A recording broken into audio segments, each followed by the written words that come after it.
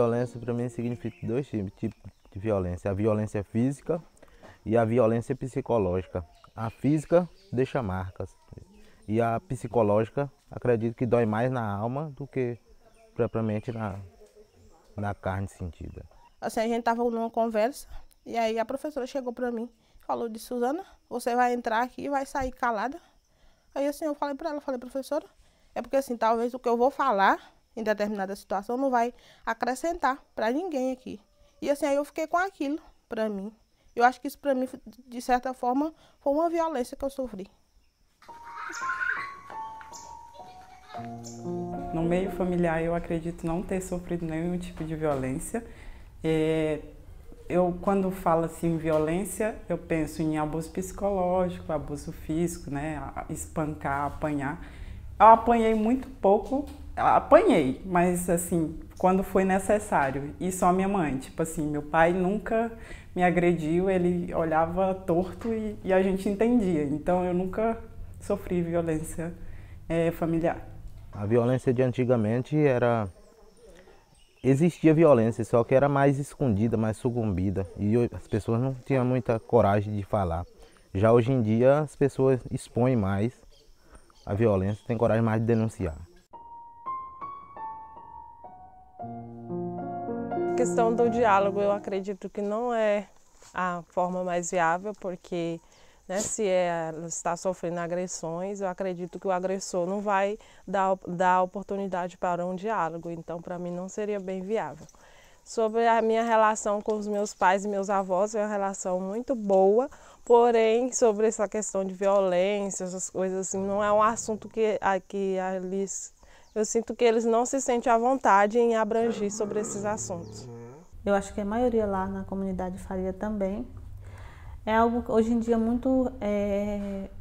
com a rotina que a gente tem, a gente vê que muitos dos problemas que a gente desenvolve ou ao longo do caminho ele aparece, você ter uma ajuda de um profissional que possa te auxiliar, mesmo que às vezes só ouvindo, né, aconselhando, facilita muito, né, deixa essa carga mais leve.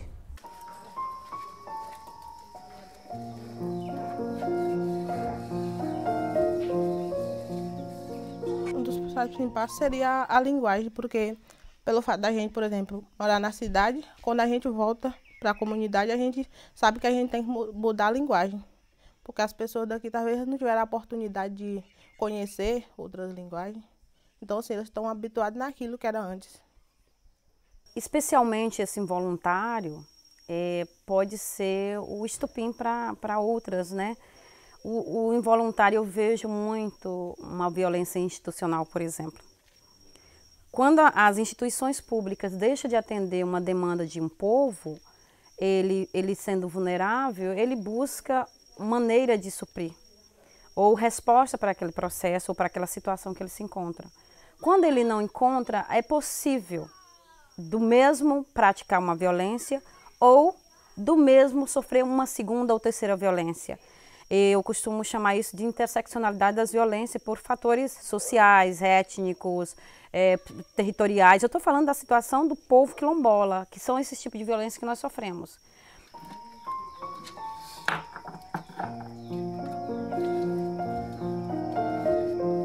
Antigamente não era bem mostrado, né? E hoje em dia não, já está bem, assim, as pessoas têm a consciência da questão da denúncia e antigamente não tinha, né, essa liberdade de mostrar. As mulheres sofriam, mas sofriam calado. Hoje não, elas já têm voz, né, e conseguem ser. Ainda acontece muito, mas hoje ela já está bem mais visualizada. Eu acredito que essa faixa etária está entre os 20 a 35 anos. Por quê?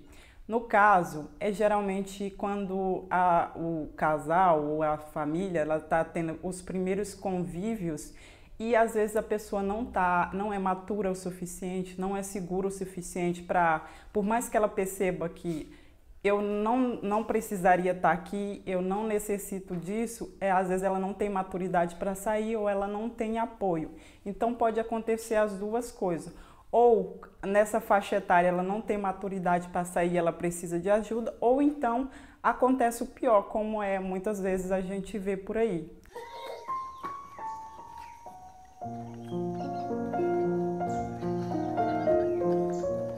Com a vivência que a gente tem aqui, por exemplo, talvez a maneira como o outro fala não era violência. E assim, a partir do momento que a gente conhece outras realidades, isso já mudou no meu modo de pensar e de agir também.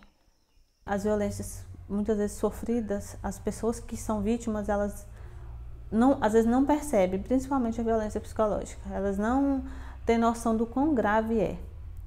E às vezes a gente sabe que no meio nosso, como comunidade quilombola, e por ser já negro, as autoridades em si fazem pouco caso, né? Desmerecem esse tipo de assunto quando isso ocorre dentro das comunidades. Se você tirar os jovens dali, você está colocando praticamente em risco a continuidade, a reprodução física e cultural daquela comunidade, porque os jovens não vão querer voltar com essa dificuldade de acesso e ao mesmo tempo sem a regularização do território. Então, talvez seja um pouco pesado dizer isso, mas se não houver a garantia de permanência deles naquele território e ao mesmo tempo a disponibilização de uma infraestrutura de acesso que permita o deslocamento, que permita acesso à escola também, a serviços de saúde, há o risco de no médio prazo a comunidade desaparecer.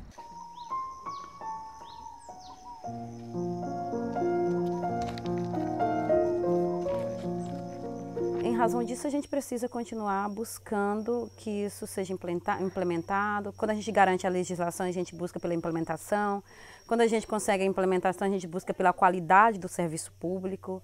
Então, assim, é sempre uma luta, né? As lutas, elas nunca cessam.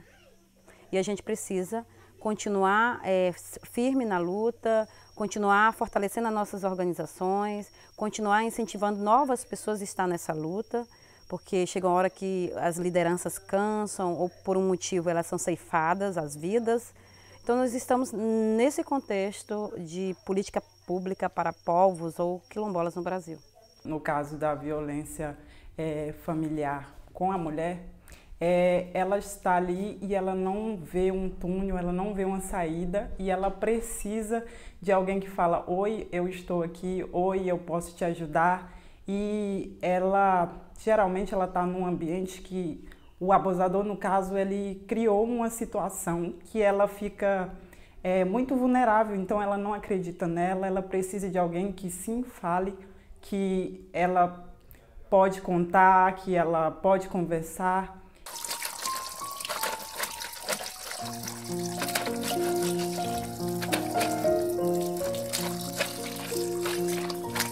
Enquanto a dor não é sua, as pessoas não se sentem comovidas.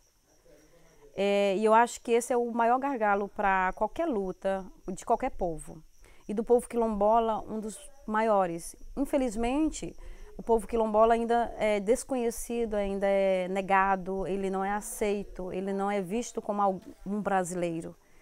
E com isso, a gente sempre vai ter parte da sociedade que não vai aceitar o povo quilombola no Brasil e vai ter sempre um enfrentamento.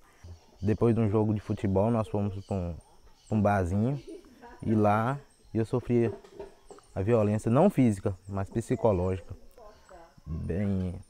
A pessoa me disse: você é preto, safado, sem vergonha, mas eu gosto de você.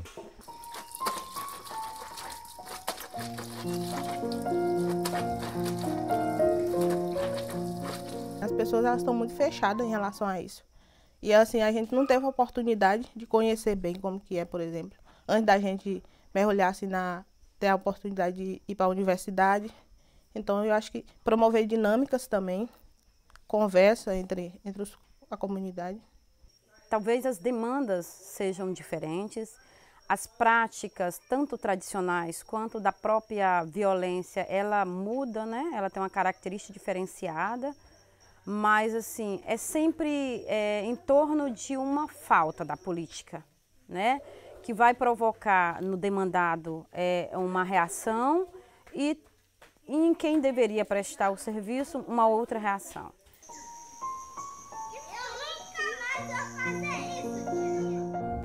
As violências praticadas que ocorrem dentro das comunidades, elas geralmente vêm de um cunho cultural. Então ela é passada de geração em geração. E com a tendência do que tem acontecido hoje, de que muitos, principalmente os mais jovens, eles são obrigados a saírem das comunidades, então eles conseguem ter uma percepção maior disso, né?